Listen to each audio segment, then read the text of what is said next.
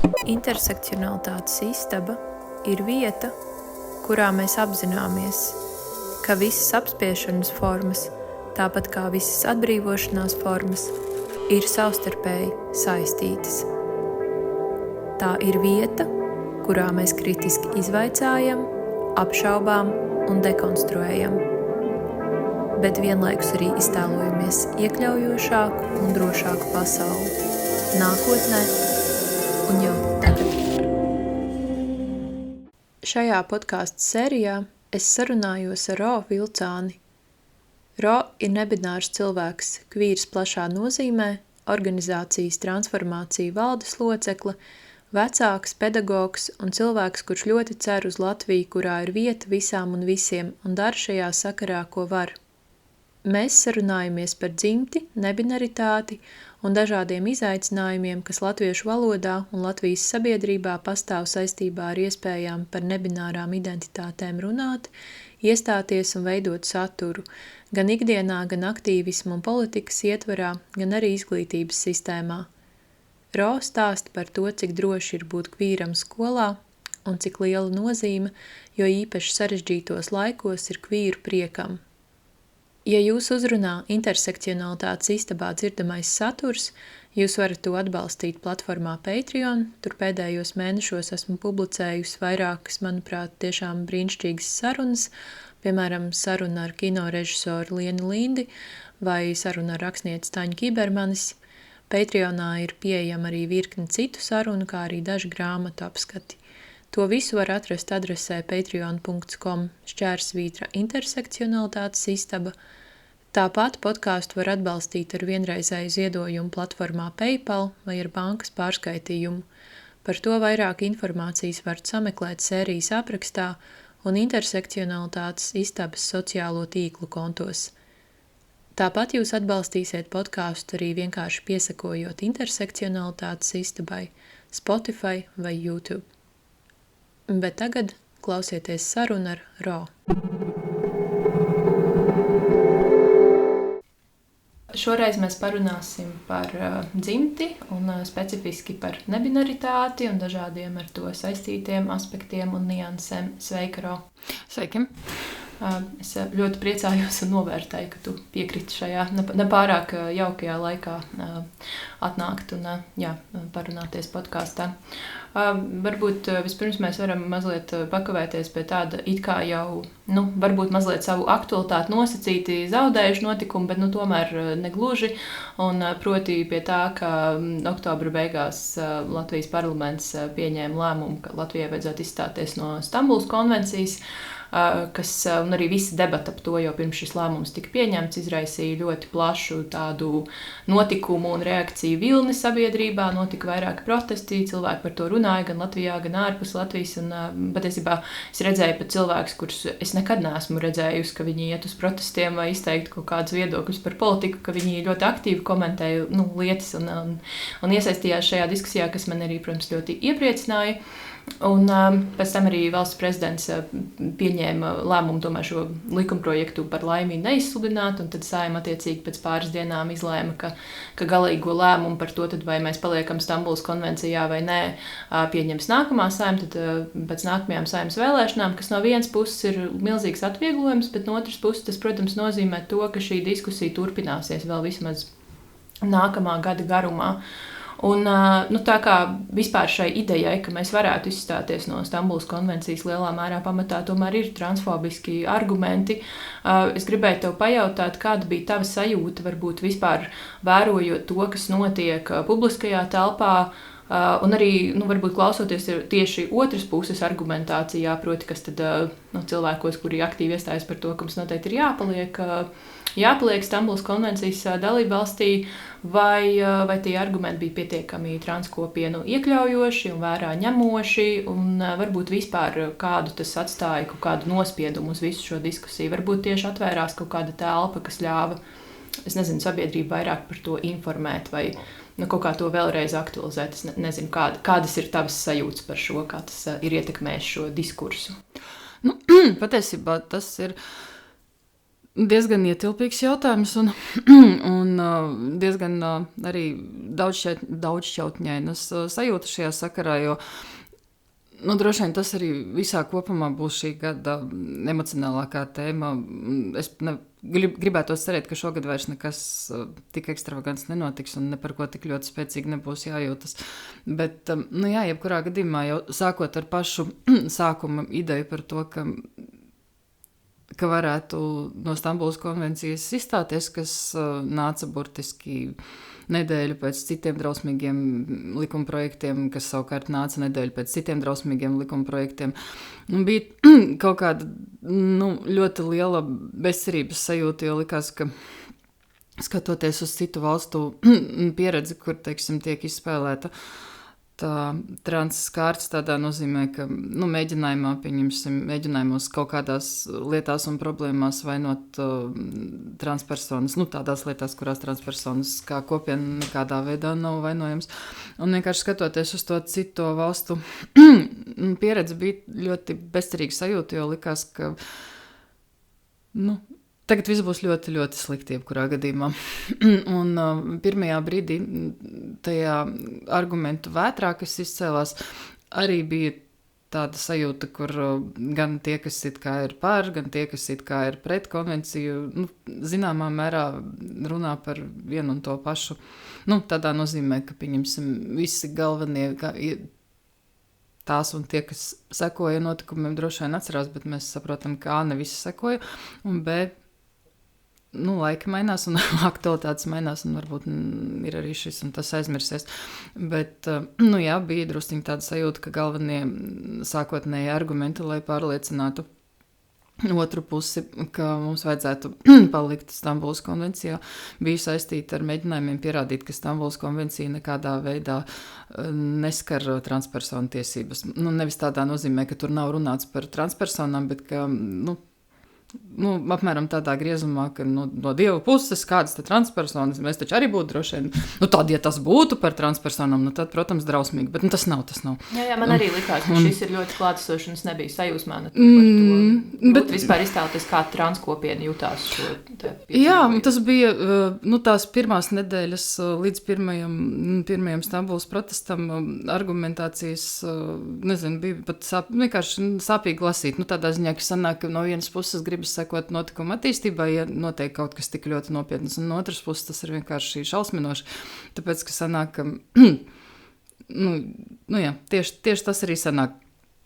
Un tad mums par laimi bija iespēja izteikties pirmajā tajā Stambulas protestā, un tas bija arī ļoti satraucoši, tāpēc, ka atkal jau izejot no kaut kādām citu valstu pieredzēm, tu pat īsti nezini, ko gaidīt, un kas tagad būs, un ko var sagaidīt, kādu uzņemšanu, un kādu reakciju drīzāk.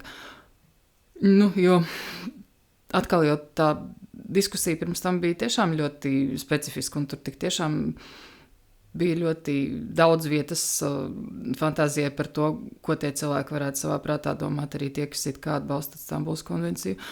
Un patiesībā mūs uzklausīja ļoti atvērti, un bija tāda sajūta, ka tā bija patiesībā ļoti nomierinoša sajūta, ka principā tajā pirmajā protestā, kur nebija nekādā ziņā tik daudz cilvēku kā nākamajos, bet daudz vairāk nekā principā mēdz būt protestos Rīgā, kura notiek dienas vidū.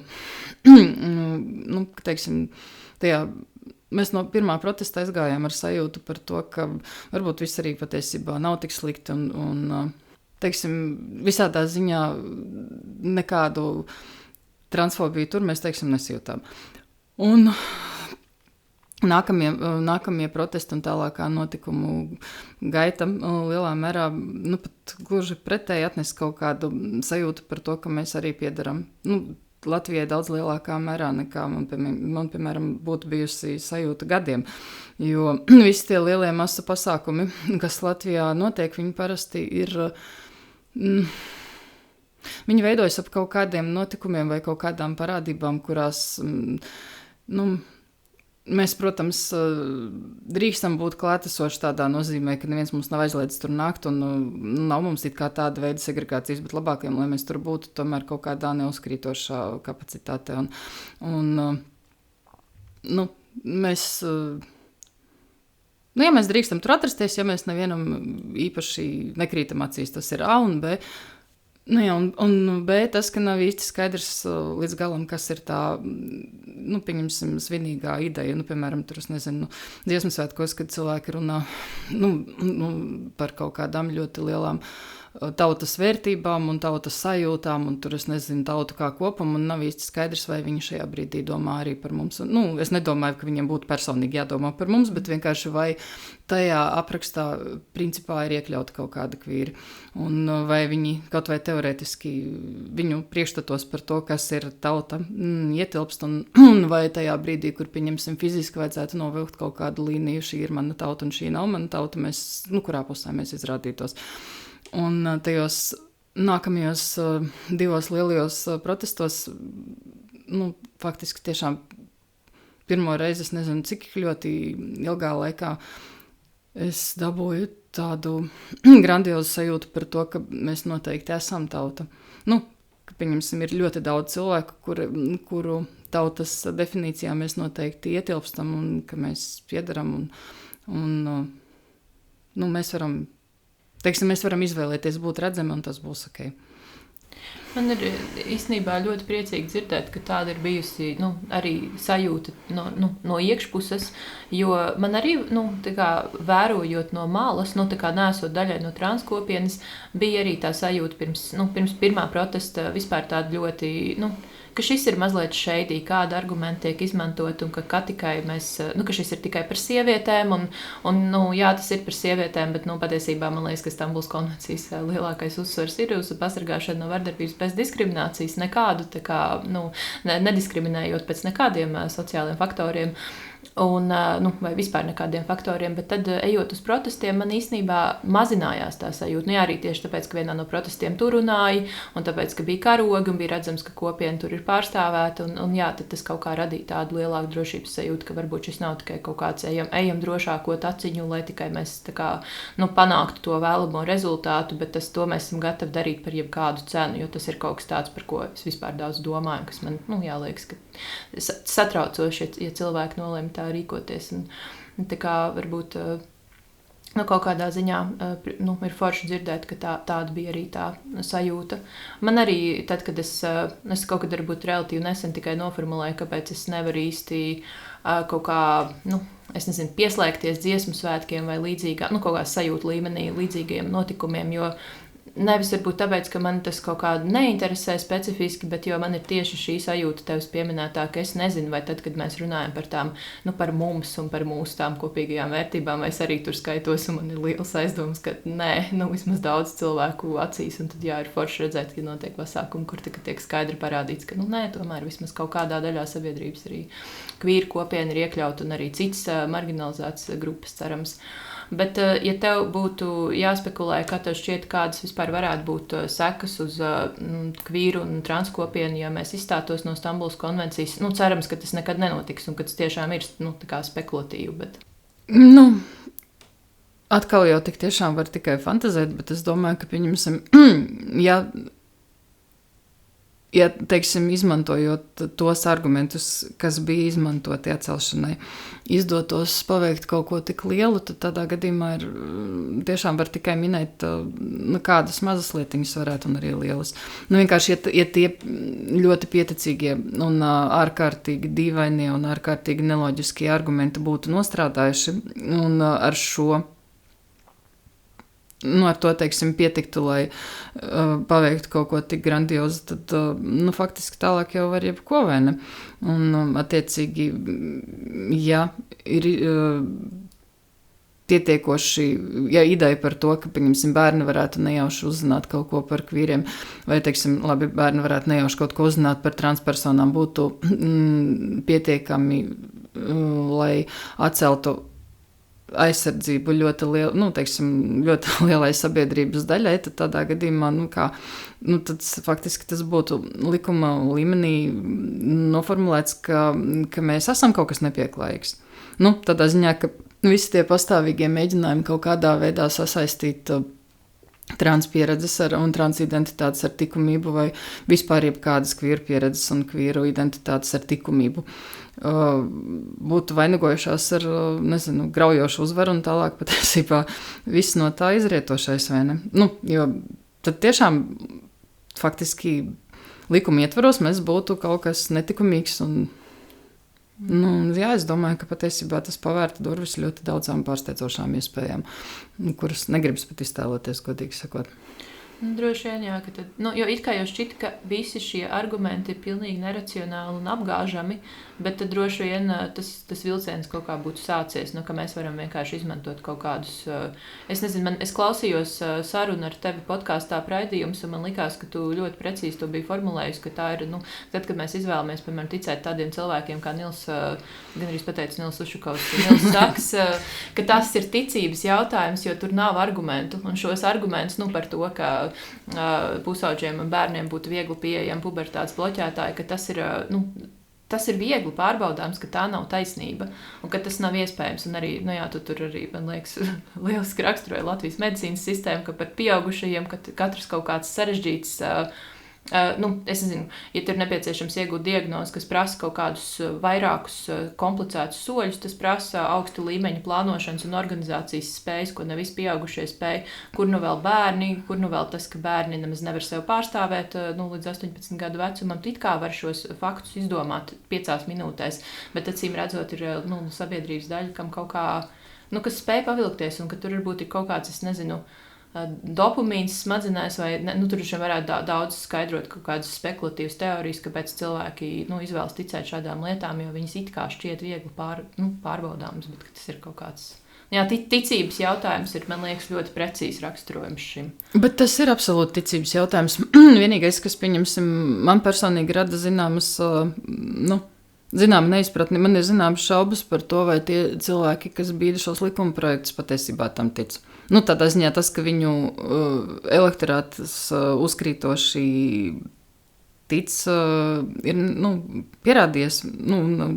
Tas bija diezgan acīm redzami arī sociālos visās šīs Stambulas diskusijas laikā. Bet man vienkārši liekas ļoti, kaut kādā mērā grūti aptverams, ka tie deputāti, kuri nāk ar šīm iniciatīvām un kuri viņus aizstāv,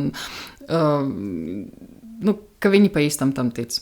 Teiksim, labi, es varu iztēloties, ka kāda daļa tik tiešām, bet ka visi tie cilvēki, kas bēdīgi slavenie 52, kas nobalsoja par, tik tiešām tic, ka tā viss ir taisnība un tā tas viss arī notiek. Es arī par šo bieži domāju, es par to domāju, tad, kad es skatījos tās debatas, kuras notika tur daudzu stundu garumā, man liekas, tiešām tās bija kaut kādas 14 stundas, kad daļa droši vien, es arī, protams, tikai spekulēju, jo man nav nejausmas, kas notiek šo cilvēku galvā, un es arī nezinu, vai es to gribētu patiesībā uzzināt, bet, ka daļa no viņiem droši vien tam tic, bet es domāju, ka daļai tas ir kaut kāds tīrs varas sagrābšanas, ka viņi ne tuvu nestāsta, kādi ir viņa patiesie plāni, tā kā pēc tam, kad būs izdevies šis, un kas varētu būt kaut kādi nākamie soļi. Ka viņi izmantot jebkurus līdzekļus, es tiešām domāju, ka viņiem ir pilnīgi vienalga, tā kā gan par Stambulas konvenciju, gan par sieviešu tiesībām, gan par jebko. Tas ir tikai kaut kāds solītis. Bet, tāpēc ir ļoti, ļoti forši, ka šis apstājās un cerams, ka nākamā Saeima arī to par to nebalsos. Kas būtu? It kā neticam, bet viss kaut kas var notikt. Pievēršoties nebinaritātei, varbūt tas ir sarežģīts jautājums, bet varbūt tieši pretēji tas ir vienkārši jautājums. Es nezinu, kā tu definētu, kas ir nebinaritāte un kā tā varbūt atšķiras no nosacīti binārām transidentitātēm. Paskat. Lai mēs laikam droši vien tad sāksim no binārā, vai ne? Un tādā gadījumā sanāk, ka Binārais, jebkurā gadījumā, ir viss tas, kas ir sieviete vai vīrietis, vai ne? Neatkarīgi no tā, vai tas ir transdzimtas sieviete vai vīrietis, vai cisdzimtas sieviete vai vīrietis. Tas ir bināri, vai nu viens, vai nu otrs. Un tur tiešām, laikam, nav, jā. Un viss tas, kas atrodas pa vidu, kā, nezinu, jā. Spektrs vai skaists veideklis vai skaista palete ir tas nebinārais. Un, ja mēs tad vienkārši, ja tas nav viens un ja tas nav otrs, tad tas ir vispārējais. Vispārējais ir nebinārais. Tas izklausās ļoti vienkārši. Bet tas ir. Tādā ziņā, ka kā pēc būtības tas ir ļoti vienkārši. Tas, ja mēs tiešām iedomājamies kaut kādu spektru, kur, nezinu, vienā galā ir melns, otrā ir balts, un pa vidu ir visi tie pustoņi. Mēs esam pustoņi visi. Jā, varbūt šī ļoti vienkāršā definīcija būtu plašāk jāskaidro, nezinu, plašāk jāizplata. Lai gan labi, droši vien atkal ticības jautājums cilvēkiem, kur negribētu ticēt. Bet jā, man liekas ļoti forši tāds precīzs formulējums. Bet cilvēkiem ir reizēm vienkāršāk mēģināt par katru cenu tos visus pārējos, mēģināt iedabūt vienā vai otrā polā, tāpēc, ka tas ir kaut kā vienkāršāk. Liekas kaut kā vienkāršāk, bet, tā ir, un it kā tas pat, parasti cilvēki, kas ļoti strikti mēģina iedabūt visus vai nu vienā vai nu otrā kastītē, atsaucas uz kaut kādu dabu vai dabisko lietu kārtību vai nedod Dievs tur elementāro bioloģiju un faktiski jau mēs tomēr atduramies pie tā, ka daba nekādā ziņā nav bināra un tādu tīru binārismu piedāvā, nemaz netik daudz, un tieši dabā jau mēs arī redzam, ka lietas pastāv ļoti plašā spektrā, un nezinu, elementārā bioloģija varbūt mums to nerāda, bet katrs nākamais solīts uz augšu arī atklāja tieši to pašu, pat bioloģiskā līmenī, nerunājot jau nemaz par to, ka dzimte ir sociāls konstrukts un tam nav nekāda sakara ar bioloģiju un nav viņai jābūt nekādā veidā obligāti balstītai bioloģijā. Un man liekas, ka te arī sākas viss ekstravagances, jo es domāju, ka ja cilvēkiem tik šausmīgi vajag, lai tas ir tā kā tajā, nezinu, muļķīgajā paskaidrojumā bērniem izdomātajā par to, kā ir pareizi jāģērbjas zēniem un meitenēm, jautājumā par to, ka tev ir tādas ķermeņa daļas, kuras nevienam nekādā gadījumā nedrīkst rādīt, bet tev ir jāvalkā tādas drēbes, lai katrs saprastu, kas tās ir par ķermeņa daļām. Un tad sanāk, ka tas ir absurdi, vai ne? Man liekas, ka kāds tam visam ir sakars. Bet vienkārši sanāk, ka ja ļoti gribas, lai kaut kādas sociālas lietas obligāti būtu bazētas bioloģijā, tas vienalga ir tāds wishful thinking, tādā ziņā, ka mūsu sabiedrība nav bazēta primāri bioloģijā. Un es domāju, ka atkal jau pieņemsim visi,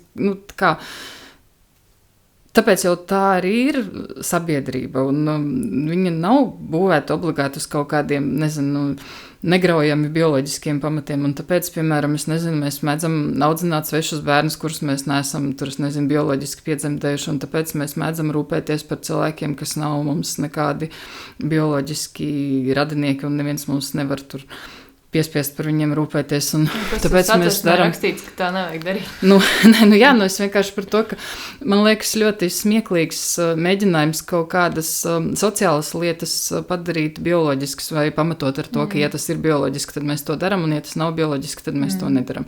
Un atkal kaut kādas lietas jā, un kaut kādas ne, un kaut kādās situācijās bioloģija ir pāri visam, un kaut kādās situācijās izrādās viņai nav nekādas nozīmes. Un tad tu tā paskaties uz to tuvāk, un tu saproti, ka loģikas patiesībā tajā nav nekādas, un tie argumenti vispār nav nekāda argumenta, un tā ir, nezinu, tīra kaut kāda populistika. Bet latviešu valoda gan ir ļoti izteikti bināra un ļoti izteikti arī dzimtes nosacīta, tā kā gramatiskā dzimta piemīt lietvārdiem, bet principā lielāko daļu vārdšķiru vārdi maina savas formas, balstoties dzimtē, un tas nozīmē, ka mēs gandrīz nevienu teikumu latviešu valodā nevaram pateikt, lai nebūtu uzreiz skaidrs, tad, kam tas ir adresēts. Vai arī, ja tas ir aprakstošs teikums un nav adresēts nevienam tieši, tad arī par ko tas ir, par ko tas apraksta vai par ko tas vēsta. Un tas padara to visu ļoti sarežģītu, un mums nav tāda oficiāla nebināra vietnieku vārda, bet par to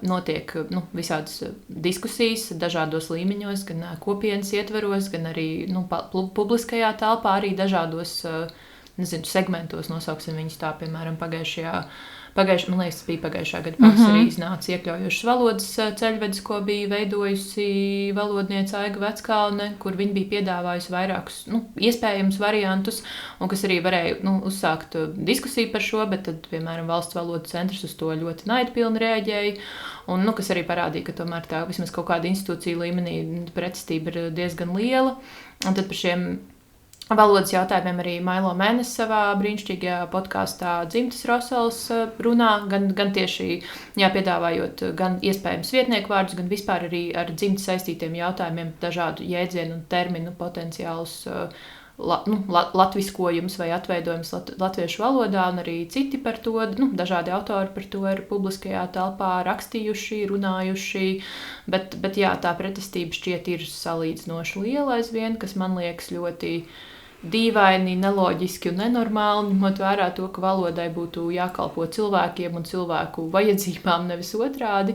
Bet es gribēju tev pavaicāt, kā tu vispār jūties dzīvojot un domājot valodas telpā, kurā nav iespējams šo nebinaritāti tā kā aprakstīt vai viņu, par viņu runāt un domāt.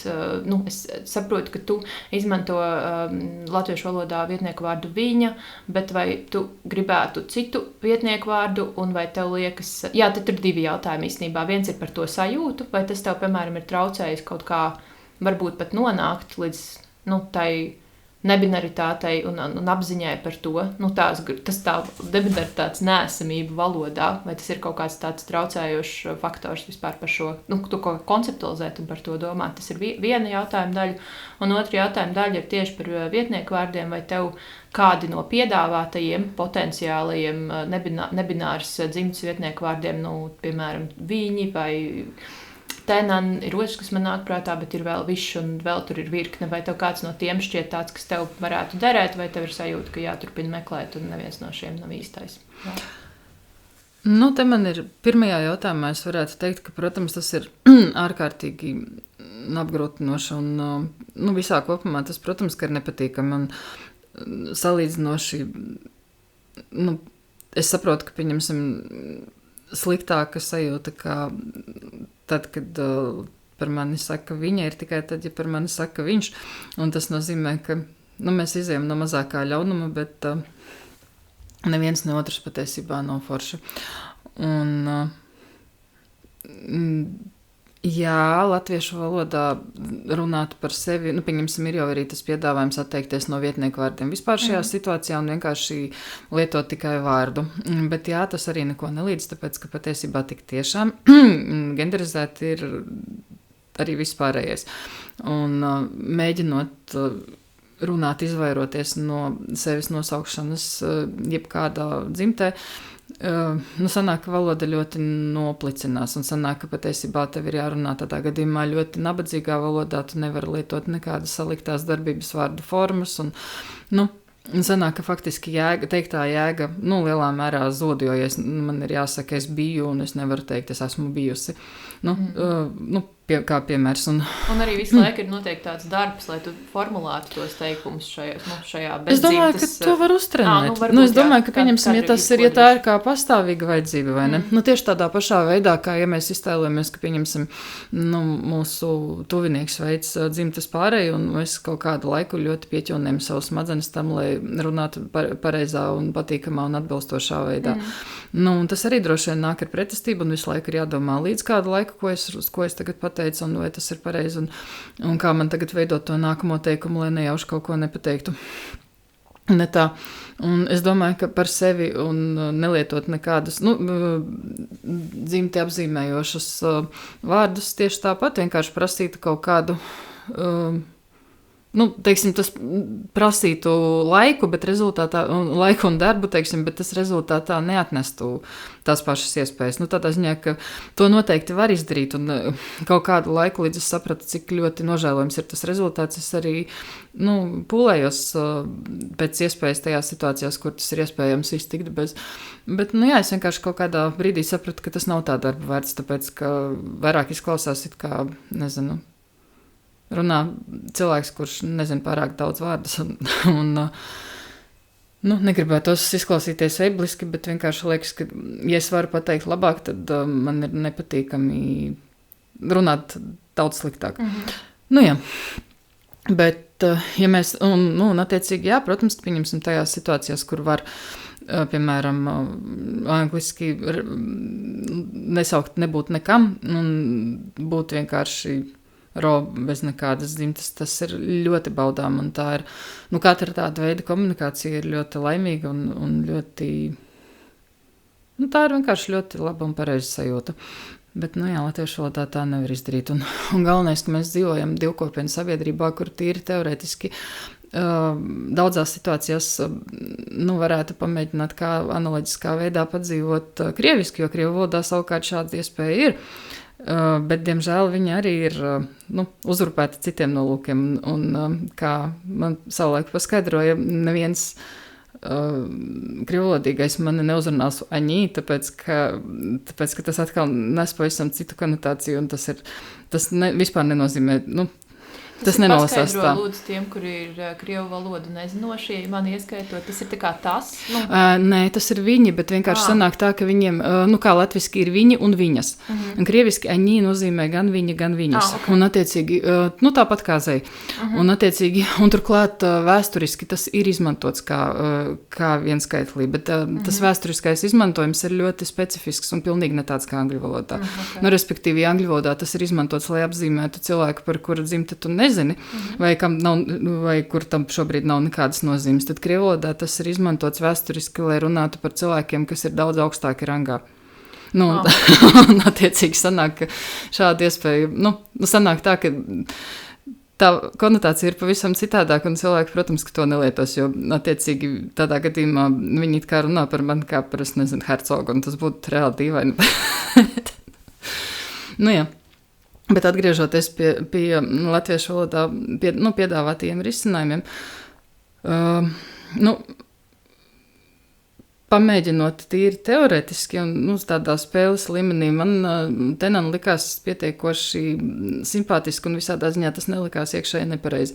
Bet es domāju par to, ka ņemot vērā to, cik ļoti lieli šķēršļi un sarežģījumi ir saistīti ar mēģinājumiem pierunāt citus cilvēkus lietot, teiksim, savu neparasto vietnieku vārdu. Es domāju, ka neliekas slikti ir par maz. Teiksim, ir vajadzīgs kaut kāds lielāks pārliecības līmenis, lai iet un cīnītos un nomirtu tajā kalnā un nezinu, kā šķētos līdz pēdējiem. Tad man tiešām ir jājūt kaut kāda ļoti liela pārliecība, ka tas ir optimāli priekš manis, un es gribu, lai tā man uzrunā pa īstam. Bet tev liekas, ka tas arī nevarētu būt tāds piereduma jautājums, vai tev tiešām ir intuitīvi sajūta, ka tas nav īstais? Teiksim tā, tad, kad es sapratu, kā mani sauc, tas bija tādas sinapšu dzirksteles, teiksim, okay. Un sprādziens galvā. Šeit es tādas sprādzienu galvā nejūtu.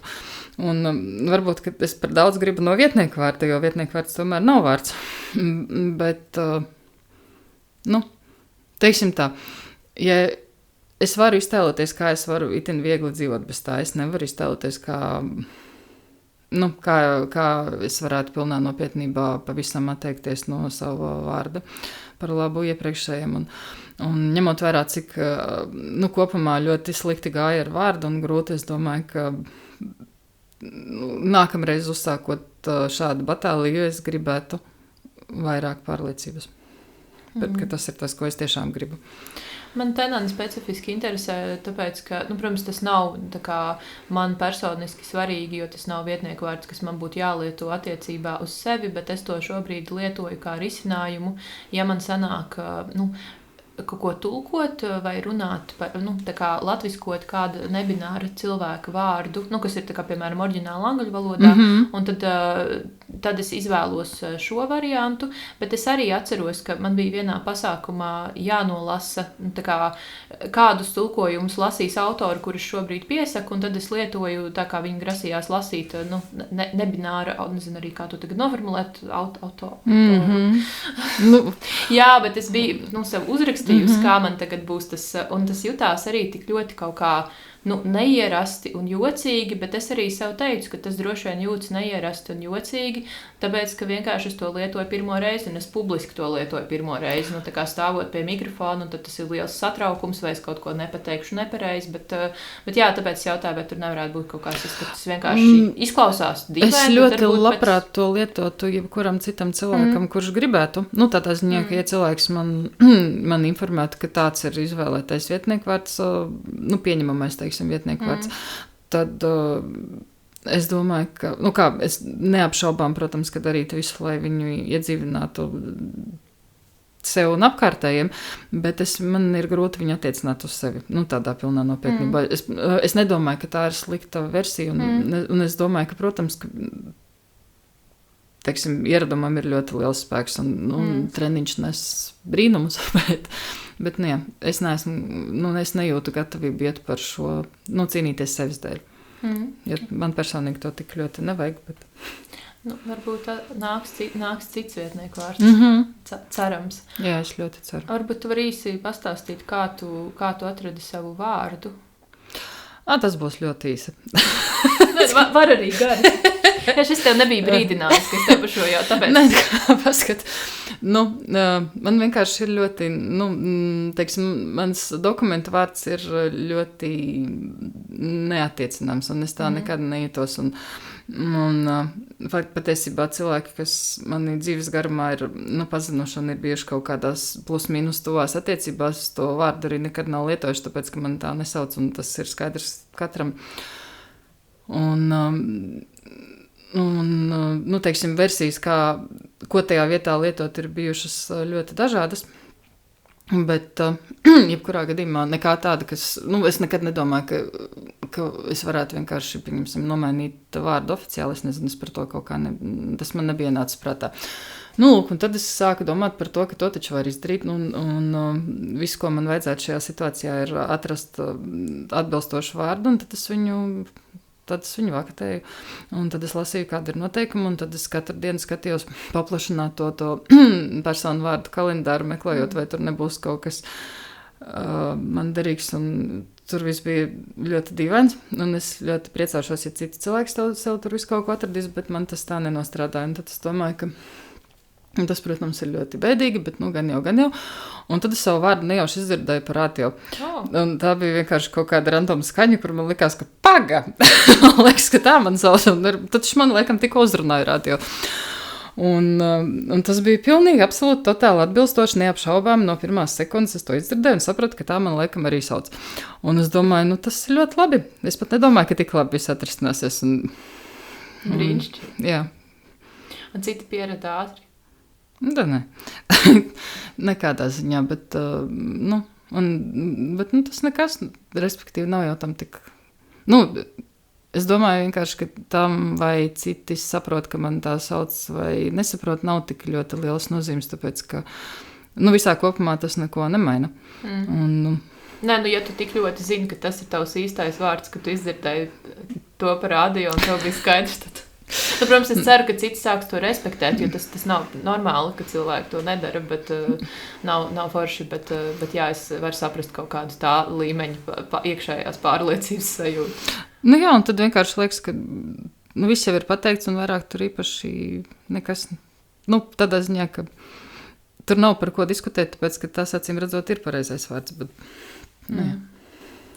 Vai tev vēl kaut kas nāk prātā, kas tev būtu piebilstams par latviešu valodu un tā neiekļaujošumu un neiekļaujošamību? Jā, man ir ļoti daudz neizpratnes par, atkal jau par Latviešu valodas valsts aģentūras Jo tā to sauc. Jo man ir problēmas ar nosaukumiem. Ir gan Latviešu valodas aģentūra, gan Valsts valodas centrs. Valsts valodas centrs, es domāju, paldies.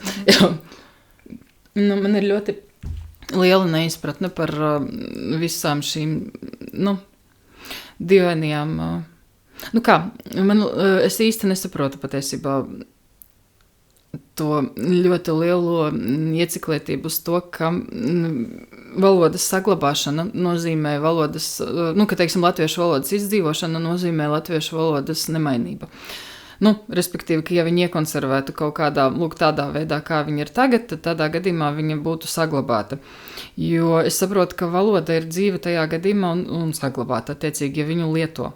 Un, ja sanāk, ka, pieņemsim, viņu vairs nevar lietot saziņai pietiekoši liels daudzums cilvēku, viņu beigs lietot arī tajā gadījumā, ja tā būs viņu mātes valoda un augsti iekonservētā ļoti pareizā valoda. Un tāpēc es vienkārši domāju, ka tas ir kontraproduktīvi. Tādā ziņā, ka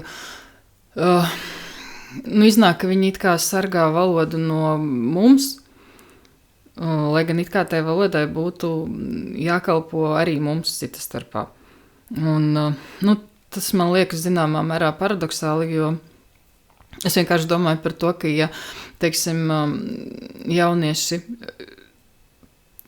arvien vairāk izmanto angļu valodu, tāpēc, teiksim, arī savstarpējā saziņā, tāpēc, ka viņi nevar izteikties latviski, nevis tāpēc, ka viņi nepietiekoši labi zina latviešu valodu, bet tāpēc, ka latviešu valoda neatraksta reālijas, tad sanāk, ka patiesībā valodas riski nāk no iekšpuses, nevis no ārpuses. Nevis, ka mēs viņu sabojāsim, bet ka viņi vienkārši zaudēs savu aktualitāti un viņu beigs lietot jaunieši un nevarēs arī nodot attiecīgi tālāk, un tas viss beigsies. Nevis mūsu dēļ, bet lai, izdarīt mums nepatīkami. Jā, man arī liekas, ka tas ir ļoti pārsteidzoši, ka īpaši cilvēki, kur ir valodnieki, kur kaut ko zina par valodu, ka viņi nav pamanījuši arī kaut kādus tos principus, ka tāds arī vēsturiski strādā. Kādas valodas var izdzīvot un kādas valodas nevar izdzīvot. Un man liekas, ka tie pat nav tikai jaunieši, jo es arī dažkārt jūtos neērti par to, cik es, īpaši kā cilvēks, kurš raksta latviešu valodā un kam latviešu valoda ir ļoti, ļoti svarīga, bet cik daudz es īstenībā izmantoju dažādus jēdzienus, kas nāk no angļu valodas, kas gan nav, manā gadījumā saistīti tieši ar to, kas nevarētu pateikt kaut kādas lietas par savu dzimti, bet tie varbūt ir citi jautājumi, kas ir saistīti ar neiro-atšķirību vai ka tā kā nav vārdu, un tad es vai kaut kādām lietām, kas ir saistīts ar ablismu, vai vēl invaliditāti un vēl kaut ko, un es mēģinu par to rakstīt, un es ielieku kaut kādu terminu, kas ir, principā tas ir angļu valodas termins, kam es mēģinu pielikt kaut kādu latviešu valodas galotni, man liekas ārprāts. Tā kā tas izklausās briesmīgi, ka es tā daru, bet nav, tā kā tas prasa daudz darba, papildus pūļu, tā kā, meklēt šos latviskojumus, un tad ir ļoti bēdīgi, ka tad, ja tas pat tiek darīts, cilvēki piedāvā dažādus, šajā gadījumā vietnieku vārdus, risinājumus, un piedāvā vismaz diskutēt par to, un tad tas tiek noraidīts. Ka tas liekas tik ļoti dīvaini. Un es saprotu, ka, pieņemsim, tas zināmā mērā varētu būt iespējams, izejot no kaut kādas fantāzijas par to, ka meklējot šos pielāgojumus, viņi palīdzētu ļoti mazai cilvēku grupai, kur ir, mikroskopiski, un iesvīgi tagad mainīt kaut kādas valodas, iestāvējušās valodas normas, lai radītu labākas iespējas par sevi runāt ļoti mazai cilvēku grupai. Bet fakts jau ir tāds, ka bez šīs mazās cilvēku grupas ir visi pārējie cilvēki, kuri grib runāt par šiem cilvēkiem, un kuriem šie cilvēki ir svarīgi, un kuri arī jūtas ļoti neērti speciāli, gribot, negribot, nevis speciāli runājot par cilvēkiem nepareizā dzimtē un apzinoties, cik ļoti nepatīkamas sajūtas viņi rada tiem cilvēkiem. Un tā rezultātā vispār nav maza grupa. Un man arī, pat ja tā būtu maza grupa, man vispār šis arguments, ja mēs domājam par iekļaujošu sabiedrību, man neliekas, ka tas ir ok, pat ja tā ir kaut kāda, tiešām ļoti neliela cilvēku grupa, kam kaut kas ir nepieciešams, lai viņi varētu tā kā dzīvot un justies ok, un spēt reflektēt par savām pieredzēm, ka tad mēs varam viņiem vienkārši pateikt, nezinu, jūs esat tikai 200, jūs neesat svarīgi, un jūs varat, dzīvot kaut kādā izolētā savu 200 cilvēku kopienā, un, runāt citā valodā. Tas nav pareizi. Es negribu dzīvot tādā sabiedrībā. Īpaši situācijā, kur mūsu visā kopumā ir ļoti maz, un atkal jau runa ir par to, cik teoretiski svarīgs mums ir katrs, izņemot tikai to, ka tam katram tādā gadījumā ir jābūt, spriežot pēc visa tādā gadījumā cis-heteronormatīvam un vēlams arī neirotipiskam un vēlams arī ar veselu ķermeni un vēlams arī, lai viņš būtu vai viņa vai pareizās etniskās izcelsmes un tam līdzīgi. Bet tā visādi citādāk mums ir ļoti svarīgs katrs. Mēs to visur atgādināsim. Jā, tas ir jocīgi. Bet cerams, ka tas mainīsies.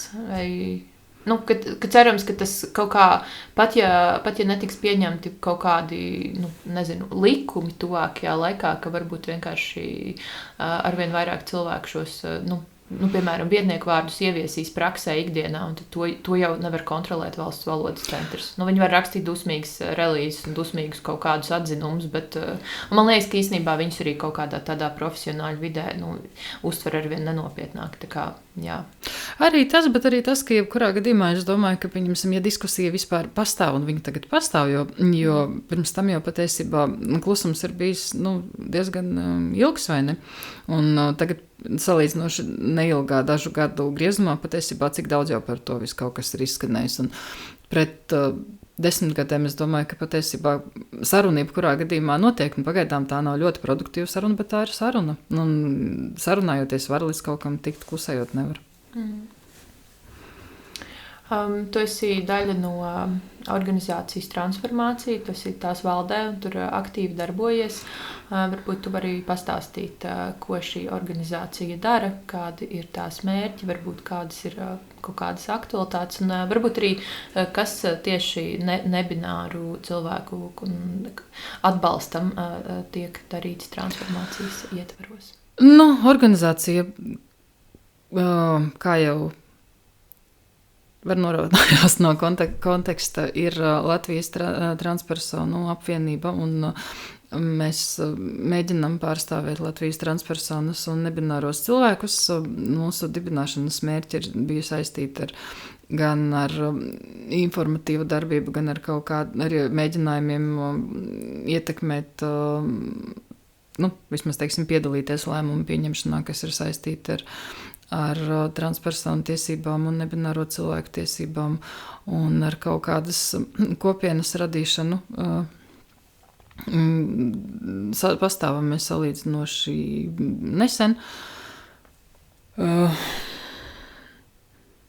Es pat nezinu, tādā ziņā, ka mūsu galvenā šī brīža aktualitāte, es saprotu, ka tas ir drusciņi pazudis no radariem, un cerams, ka uz visiem laikiem, un cerams, ka patiesībā tam beigās mēs pie šīs sarunas varēsim nekad neatgriezties, bet pirms Stambulas skandāla, un tāpēc tas viss ļoti ātri aizmirsās un pazuda, tika iesniegti izskatīšanai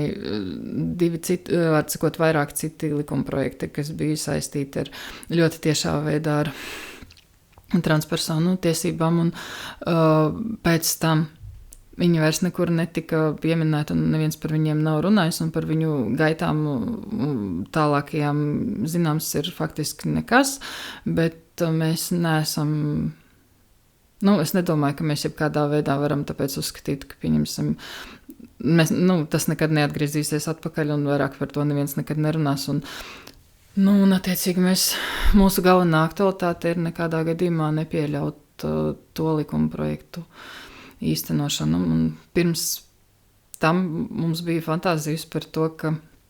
Kas tie ir par likumprojektiem? Tie paši attiecībā par jebkāda atbalsta sniegšanu transpusauģiem kriminalizēšanu.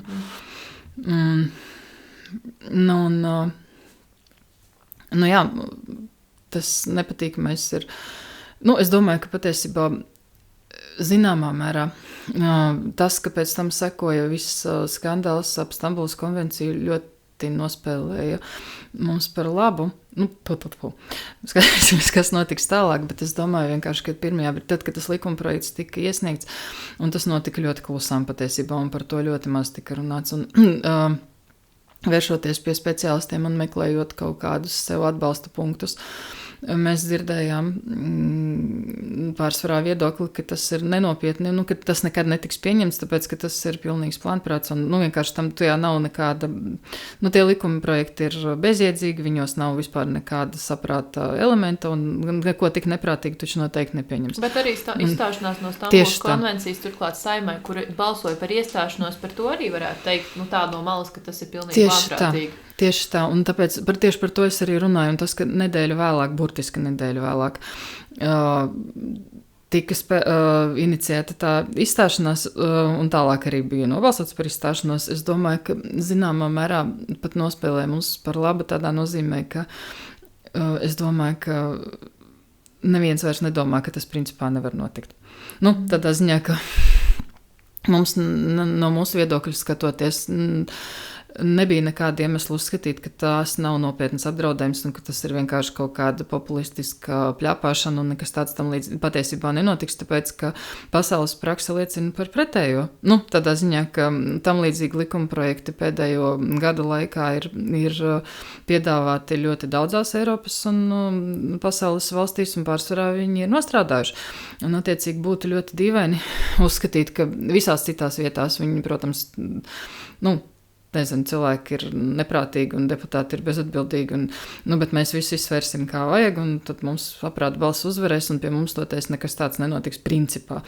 Līdz ar to, mēs ļoti nemierīgi skatījāmies uz to notiekošo, un arī tagad ļoti nemierīgi uz to skatāmies, tāpēc, ka nekas jau nav beidzies, nekur jau nebija teikts, ka mēs tagad vairs to tālāk neizskatām vai ko. Es domāju, ka vienkārši tālākie soļi ir mazliet vienkāršāk, tāpēc, ka cilvēkiem vairs neliekas tik ļoti absurdi. Tāda varbūtība. Un pirms tam, pirms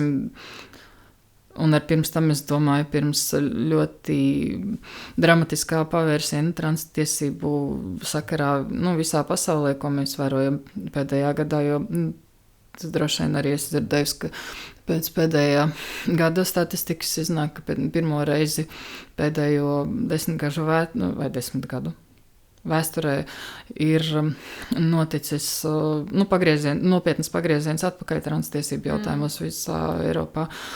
Un mēs arī apmēram pat stādamies priekšā, kā tā notika, vai ne? Jebkurā gadījumā pirms šī te nepatīkamā pagrieziena mēs bijām domājuši par to, ka varētu iniciēt kaut kādas lietas saistībā ar nebināro identitāšu likumīgu atzīšanu. Bet, es saprotu, ka tā nav tuvu laika aktualitāte nekādā ziņā. Tāpēc, ka būs vienkārši jāapkaro viss vājprātīgie kaut kādi likumi, ko mēģinās ierosināt pret kopienu, un tur aizies visi resursi, vai tāpēc, ka sabiedrība nav tam gatava, vai tāpēc, ka skaidrs, ka šī Saeima to neatbalstīs, vai viss kopā. Atklāt sakot, es nedomāju, ka ir jebkāda jēga, jebkur paļauties uz to, ka kaut kāda sabiedrība būs reāli tāda kārtīgi gatava, mēs viņu pabakstam ar dakšiņu un liekas, ka tagad gan. Bet ir kaut kādi, teiksim, tajā brīdī, kur tieši tās nebinārās identitātes tik ļoti lielā mērā izmanto sabiedrības polarizēšanai, varbūt, ka patiesībā tas arī nav labākais laiks. Jo, ja tu pievērsi uzmanību, tad pieņemsim daudzās pasaules vietās pēdējā gadā, pēdējos 2 gados transpersonu jautājumi ir izmantoti, lai pieņemsim novērst uzmanību no kaut kādām citām problēmām un polarizētu sabiedrību, bet parasti, teiksim, savā lielajā vairumā parasti runa tomēr ir par bināriem transpersonām. Vai, teiksim, nevis tādā ziņā, ka tas būtu labāk vai kaut kas, es vienkārši par to, ka atšķirība ir tāda, ka, pieņemsim, mūsu specifika ir tāda, ka tas cepiens tomēr, kas bija pie mums, bija primāri par nebināriem cilvēkiem.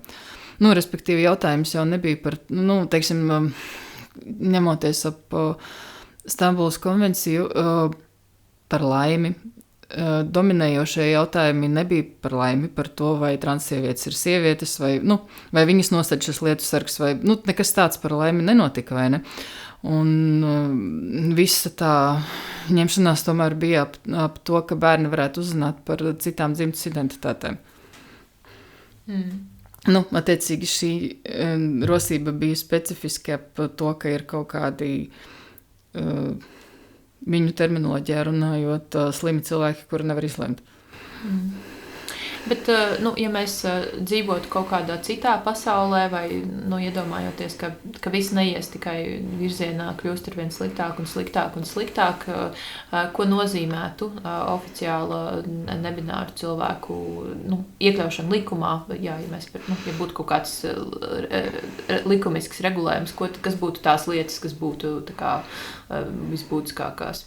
Tas nozīmētu to, ka pirmām kārtām droši vien, ka vajadzētu kaut ko izdarīt. Labi, ne pirmām kārtām. Te nav, laikam, gradācijas īsti. Man nav galvā tāds ranžējums, kas no tā būtu pirmais, pēdējais un visādi, bet izejot no tā, kas nāk prātā, kā, protams, tas nozīmē, ka varētu iegūt dokumentus, kuros tu neesi ne vīrietis, ne sieviete. Būtu jāatrod kaut kāds risinājums attiecībā par uzvārdiem. Tas tādā gadījumā arī nozīmētu reālu likumdošanas līmenī pieprasījumu tai diskusijai, par kuru mēs tikko kā runājam. Tādā ziņā, ka ielikuma priekšā ir atzīts, ka tādi cilvēki ir, tā tad ir jābūt valodai, kur izmantot, lai par viņiem runātu. Tas nozīmē, ka patiesībā atkal jau kaut kādas dzimuma noteiktas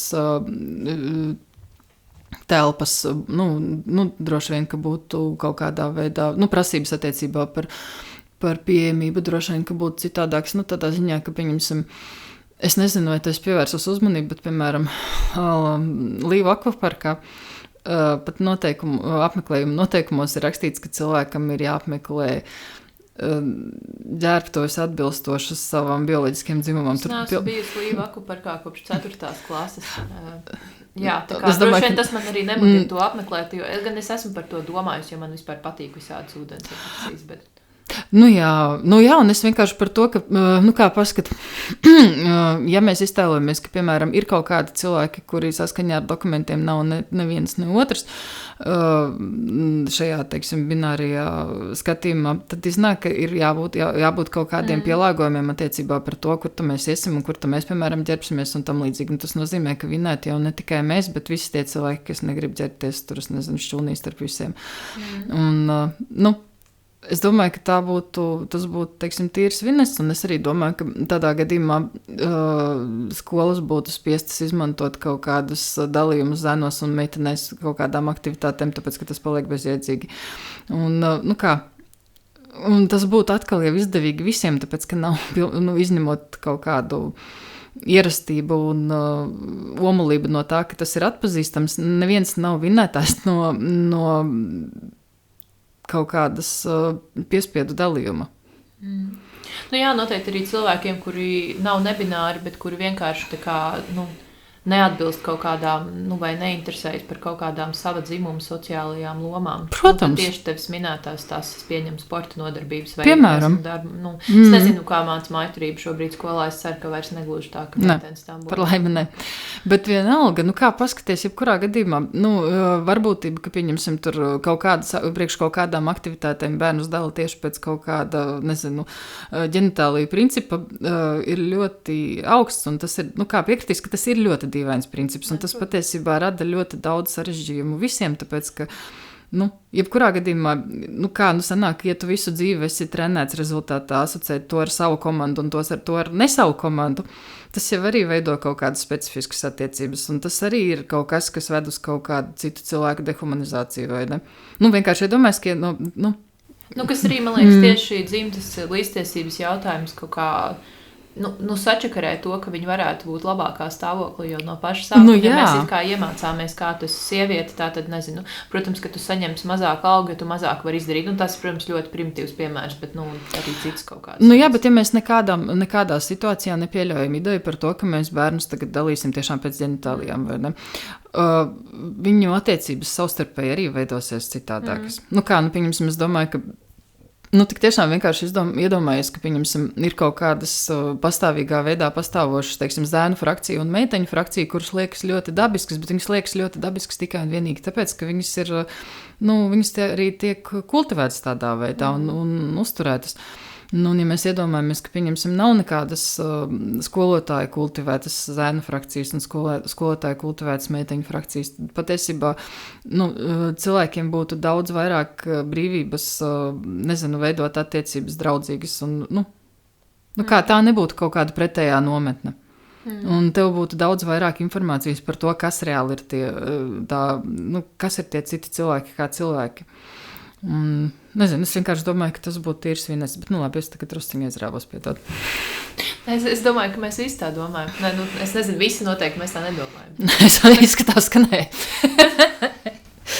Bet es domāju, kaut kāda kā šī podkāsta klausītājs domāju, ka droši vien lielā pārsvarā domā līdzīgi. Bet tas nozīmē, ka varbūt arī, tu vienkārši minēji, ka ja būtu tad tas likums, kas pasaka, ka nebināri cilvēki vispār eksistē, tad būtu jāatrod arī tas vietnieku vārds. Būtu jāpieņem, tas nozīmē, ka varbūt no šīs puses varētu, tā kā nevis, ka vienkārši kopiena sāks ļoti viendabīgi lietot kaut kādu vienu vietnieku vārdu, bet varbūt vienkārši mēs sāksim ar to. Man nav nekādas idejas par to, kurš būtu labāks no šiem variantiem, bet arī tāds variants pastāv, ka mēs nonāksim pie likuma un tad vienkārši tas būs jārisina. Bet jā, tāpēc, ka, sanāk tā, ka, pieņemsim, tik tiešām, ja ir parādība ir, bet vārda tam nav, tad tas ir dīvaini, vai ne? Bet kā tev šķiet, cik ilgi, kad tas varētu? Tu teici, ka tagad nē, un ka tas nebūs tuvāko gadu visticamāk. Es domāju, ka ņemot vērā to, ka vairāk šobrīd ir spriežot, vismaz, teiksim, lasot internetu resursus, rodas iespējas, ka vairāk ir vietu, kas šobrīd debatē par to, ka vajadzētu atņemt esošās iespējas nekā to, kas rada jaunas iespējas. Un tad ir vienkārši sajūta, ka mēs ejam pretī kaut kādam trendam no vienas puses, no otras puses. Kā jau faktiski es pati teicu, droši vien jau, ka nav nekāda pavisam pareizā laika, un man nav viedokļi par laika iespējām. Bet atkal jau ir pilnīgi skaidrs, ka nekas tāds nevar notikt pats no sevis, un to neviens no ārpuses nepiedāvās. Un nezinu, diena, kurā pēkšņi tur, deputāti paši izdomās, ka parunāsim par šādu svarīgu jautājumu, es domāju, nepienāks nekad.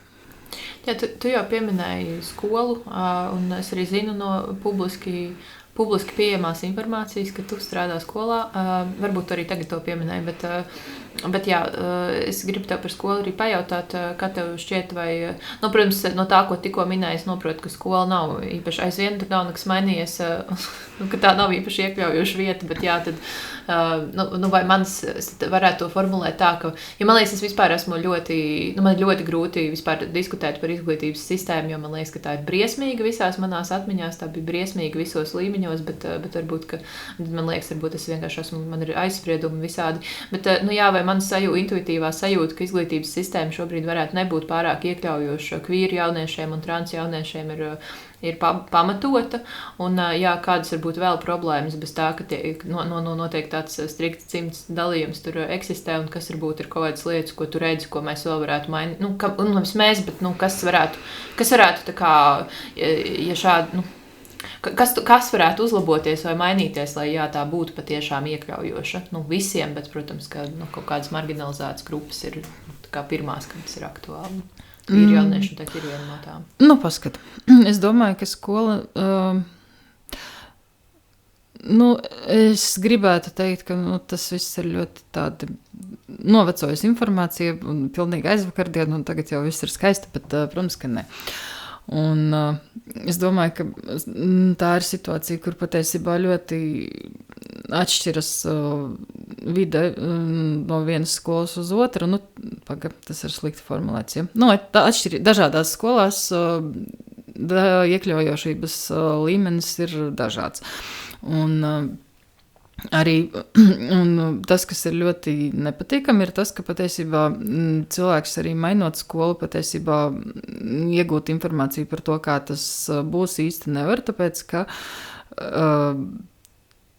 tas, jebkādas sarunas par, pieņemsim, iztēloties, kā, pieņemsim, vecāki varētu aiziet, piemēram, uz pie skolas vadības un tiešā tekstā jautāt, kā jums te ir ar LGBT iekļaušanu, un es domāju, ka ir vecāki, kuri to arī izdarīs, bet tas ir absolūtais minimums, un sāksim, tāpēc, ka ir tāda, sajūta, spriežot pēc visa, piemēram, tiem vecākiem, ar kuriem man gadās runāt, teiksim, LGBT bērnu vecākiem, ka jo mazāk cilvēki par to zināt, jo labāk, un ja tu, pieņemsim, tā skolas vadība neko nepamanīs, varbūt tas pat būtu arī labāk. Un, attiecīgi, nākt un uzreiz kaut ko tādu jautāt ir negudri, bet arī patiesībā, ja tu to pajautātu, tad tā atbilde jau nav ļoti informatīva, tāpēc, ka ņemot vērā to, ka patiesībā, man liekas, ka pašām skolām, arī ja viņas ir ļoti progresīvas vai ļoti iekļaujošas, reāli nemaz nav kaut kādu izvērstu ideju par to, ko tas nozīmē un kas no viņiem būtu kas no viņiem varētu būt sagaidāms. Un, tas ir tā kā, pieņemsim, tas ir muļķīgs salīdzinājums no vienas puses, no otras puses, man liekas, ka ļoti izskaidrojoši. Es kaut kad ļoti sen meklēju ārstu specifisku un jautāju savām draudzenēm, un viņas man divas ieteica vienu un to pašu, un tas ārsts bija drausmīgs, un es pēc tam jautāju, kāpēc viņas man viņu ieteica. Un viena teica, kā brīnišķīgi, tur viņam uzgaidāmajā telpā dod kafiju, un otra teica, viņa lieliski saprot latviski, man vispār viss bija kārtībā. Un es domāju, ka tāpat apmēram droši vien ietver tādiem jautājumiem, kur patiesībā, kā cilvēks jau var atbildēt tikai par to, par ko viņš stādās priekšā, un ņemot vērā to, ka visādu ekstravagantu, teiksim, mūsu tautas pārstāvju dēļ iznāk, ka, pieņemsim, jautājumi, kas ir saistīti ar LGBT un bērniem vienā teikumā, ir tādi tā kā, cilvēkiem liekas, ka viņi ir nepieklājīgi vai netikumiski vai kaut kādā veidā apšaubām, sanāk, ka patiesībā skolām nemaz nav kaut kādas organizētas informācijas par to, kā viņi vispār varētu atbalstīt tādus bērnus. Un sanāk, ka, respektīvi, kā ir, pieņemsim, kursi par to, kā būt iekļaujošiem un atbalstošiem saistībā ar dažādu etnisku izcelsmi bērniem vai, teiksim, dažādiem neiroatšķirīgiem bērniem vai, teiksim, cits jautājums, kā tas nostrādā pēc tam un ko pēc tam, ko skolas ar to var izdarīt, bet kas attiecās uz, pieņemsim, pirms vairākiem gadiem bija Mozaīkas organizēts seminārs ar kaut kādiem speciālistiem no Izraēlas, un tas faktiski arī laikam ir vienīgais par šiem gadiem, kurus esmu dzirdējis, ka kaut kas tāds ir bijis piedāvāts, un to apmeklēja ļoti maz cilvēku, un no reāli tādi, kas strādā skolā, manuprāt, 2. Un attiecīgi es vienkārši domāju, ka pie labākās gribas, kā viss sanāk, teiksim, ir pilnīgi atkarīgs no cilvēkiem uz vietas. Un ar cilvēkiem uz vietas mēs primāri laikam domājam tos kvīru skolotājus, kas atrodas uz vietas.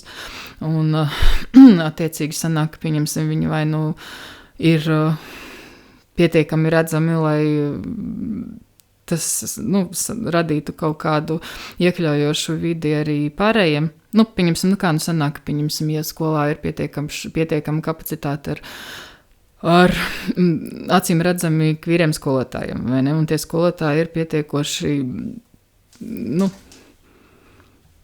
es nezinu, populāri tas laikam nav tas vārds, bet katrā ziņā viņi nav mutantu, teiksim, galā. Tad sanāk tā, ka kaut kādā veidā jau ir. Es nezinu, es domāju, es iztēlojos kaut kādas ļoti nepopulāras skolotājus, bet es nezinu. Ja mēs iztēlojamies, ka pieņemsim. Es domāju, jā, kas uzvedas nejauki. Okay. Un kas ir, tu vari būt kāds kvīrs tu gribi, bet ja tu pie reizes esi arī reāls maitas putns, tiešām tas nepalīdz, vai ne? Jā, es gribēju pārliecināt.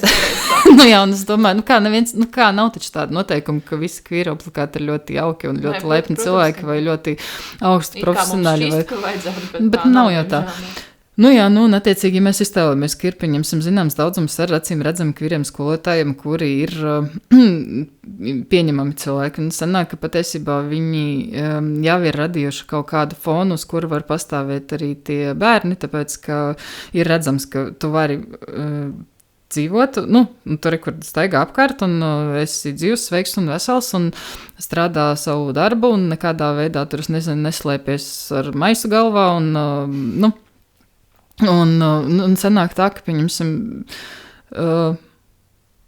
tevi nekomentē, un acīm redzot, arī to bērnu nekomentēs, vai arī, pieņemsim, to esi pieņemts, un gan jau to bērnu arī pieņems, un viņš tā ir tālāk, teiksim, ko tālāk ar to visu darīt, ir,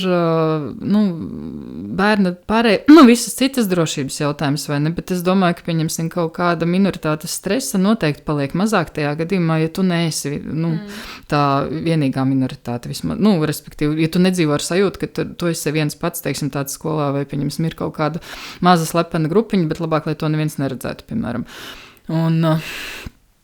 Un es, diemžēl, saprotu, ka, pieņemsim, tas ir gandrīz vai augstākais, kur mēs šobrīd varam aiziet, jo tīri tehniski es saprotu, ka, piemēram, ļoti liels vinas kaut kādas iekļaujošas vides sakarā būtu, pieņemsim, iespēja ļaut tādiem bērniem organizētā veidā pulcēties, bet par to vispār nevar būt nekādas runas, tāpēc, ka mūsu augstākais sniegums ir neļaut darīt viņiem pāri. Ziņā, ka domā, pat ja pašiem bērniem nāk tāda iniciatīva, ka viņi grib, piemēram, kaut kādu tur, es nezinu, LGBT plus lasīšanas pulciņu, kas skola līdz pirmajam vecākam skola varbūt arī atļauta.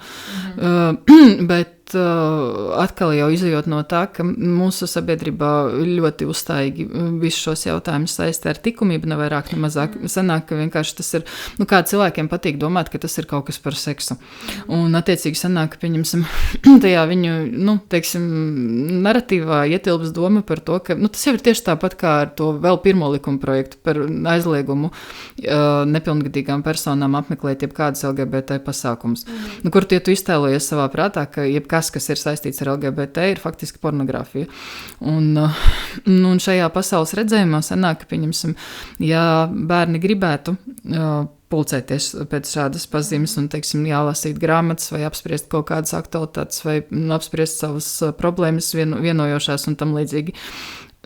Bez šaubu ēnas būtu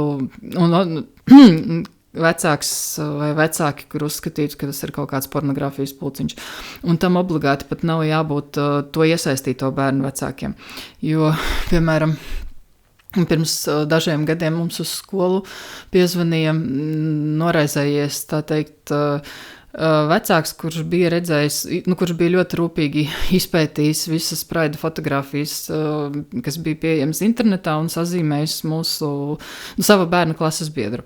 Un viņš uzskatīja par iespējumu piezvanīt uz skolu un izteikt savas bažas un lūgt mūs rīkoties. Un tad vienkārši, kā tādā veidā, un, protams, te vienkārši spoileris, skola A nerīkojās, B paskaidroja viņam, un C viņš vairs nezvanīja, bet vienkārši situācijā, kur cilvēkiem liekas, ka, tas ir vienkārši par domu gājienu, kur tev liekas, ka tas viss ir kaut kāds, milzīga orģija. Jā, tas būtu smieklīgi, ja tas nebūtu. Tas nenotiktu realitātē. Tas liekas gan neticami, bet, jā. Un, manuprāt, teiksim, viss trakākais visā šajā jautājumā ir tas, ka faktiski ar ideju par to, ka viņi kaut kādā veidā pasargā bērnus no, apdraudējuma viņu likumībai, viņi faktiski grūž viņus ļoti sliktā virzienā, tāpēc, ka sanāk, pieņemsim, ja kaut kādi, piemēram, certificēti vai trenēti un apmācīti un kontrolēti pieaugušie ar viņiem par to nerunā, viņi atradīs, sanāk tā, ka, pieņemsim, tu meklē to informāciju citur un visādos, pieņemsim, apšaubāmos un nelegālos veidos, un tu nevari pulcēties skolā, tu vari pulcēties, vārtrūmē, ja, un, kā? Sanāk, ka vienkārši visu šīs divainās rīcības nevis pasargā bērnus, bet grūž viņus kaut kādā ēnu sektorā.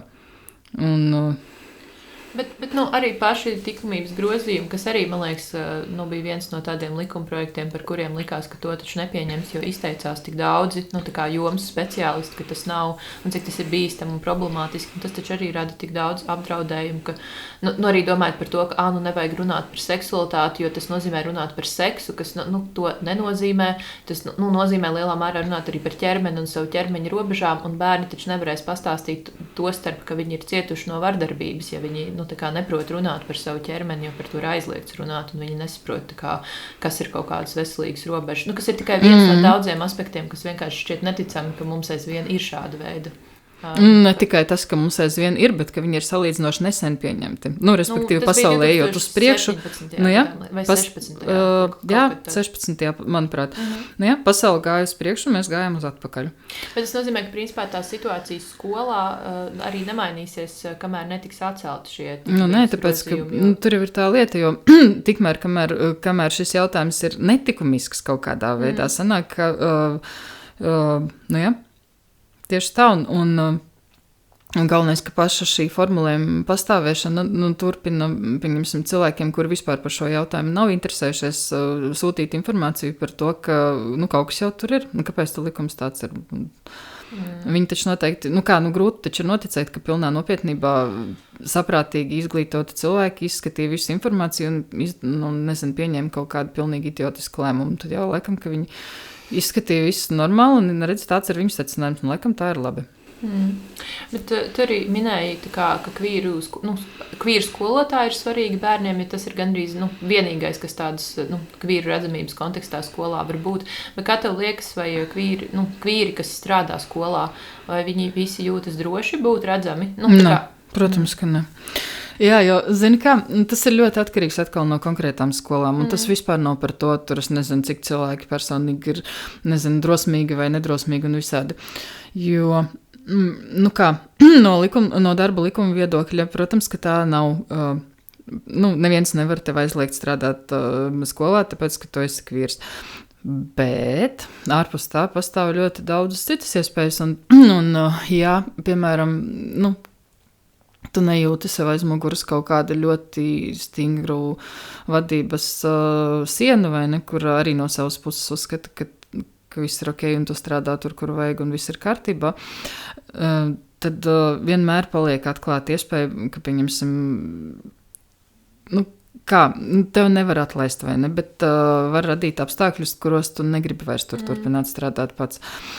Un neobligāti tos apstākļus intensīvi, teiksim, aktīvā veidā rada, piemēram, skolas vadība. Tas jau var būt arī vienkārši par situāciju, kurā vecāki ir ļoti, mēs esam dzirdējuši visādus stāstus par cilvēkiem, kas ir pametuši skolu neobligāti būdami kvīri, bet, respektīvi, mēs saprotam, ka, piemēram, jauni pedagogi mēdz aiziet no darba skolā vispār kopumā, tāpēc, ka, piemēram, kaut kas ir nepaticis ļoti lielai vecāku daļai, un tas neobligāti ir kaut kādas objektīvas darba problēmas. Respektīvi, tas var būt par to, ka vecākiem kaut kas liekas aizdomīgi attiecībā par tavu ārieni, vai kaut kas liekas ne tā ar, es dzirdēju stāstu par skolotāju, kurš bija arī muzikants, un viņam bija dziesma, kuru vecāki interpretēja kā dziesmu par narkotikām, un tā respektīvi, tam nebija nekāda sakara, bet tam vairs arī nebija nekādas nozīmes. Un viņu neatlaida, bet jā, viņš aizgāja, tāpēc, ka vienkārši ir, teiksim, kaut kādi spēki, pret kuriem tu varbūt negribi iet, un tu nevienmēr esi gatavs, iet pārbaudīt, vai tu esi tādā vidē, kur to var vai neesi. Un, attiecīgi, es nedomāju, es nedomāju, ka tas obligāti ir kaut kāda personīgo īpašību dēļ. Nē, tas arī vispār nebija tā domāts, bet vienkārši tur var būt, man liekas, ļoti daudz iemeslu arī kaut par to, kādā sociālā situācijā cilvēks atrodas, jo es pieņemu, ka kādam ir sajūta, jūs man atlaidīsiet, atradīšu citu darbu, whatever, bet kādam citam ir sajūta, ka es nevaru būt bez darba nevienu brīdi. Bet, protams, un kā arī pieņemsim, es pieņemsim savu laiku iedavos skapī uz gadiem 20, tāpēc, ka es arī studiju laikā dzirdēju ļoti baisu līdzīgu stāstu. Un domāju, ka tas ir pilnīgi kaut kas paradoxāls, ka es šobrīd mācos, lai kļūtu par skolotāju, bet daru visu, lai es nevarētu strādāt par skolotāju. Un, attiecīgi, tad sanāk, ka, pieņemsim, ja es gribu darīt to, ko es gribu darīt, tad, acīm redzot, man ir drusciņi jāpierojas un jādzīvo kaut kā citādāk. Un es domāju, ka, ja tev tas darbs, liekas tiešām reāli no sirds svarīgs, tev arī nav vienalga, kur tu strādāsi. Tādā ziņā cilvēki jau nestrādā skolā parasti, tāpēc, ka viņiem tā, es nezinu, monēta izkrita. Tādā ziņā, ka ja tu no sākta gala zini, ka, pieņemsim, tu ej uz nepārāk labi apmaksātu, ļoti grūtu darbu. Bet tu to esi izvēlējies apzināti, jo tu tā gribēji. Tad tev faktiski nav vienalga, vai tu strādāsi šeit, vai tu strādāsi tur, es nezinu, ofisā, vai tu strādāsi gatarī. Tu gribēji būt šeit.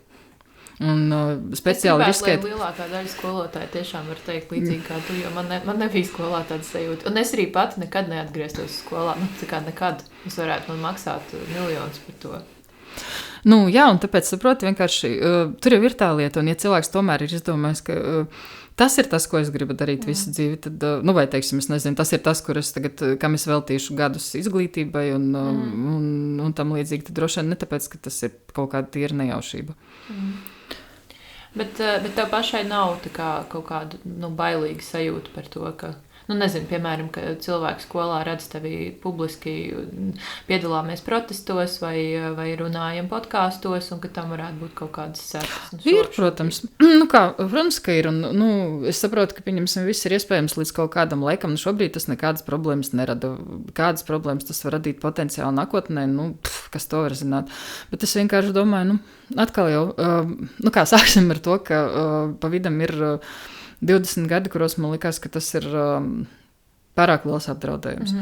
Un tad, pieņemsim, kaut kādi ļoti lielu satraukumu gadi, vai ne, bet atkal jau tie satraukumu gadi un iespēja iziet no skāpja vēlreiz bija saistīti zināmā mērā ar kaut kādu gatavību gadījumā, ja kas mainīt darba sfēru.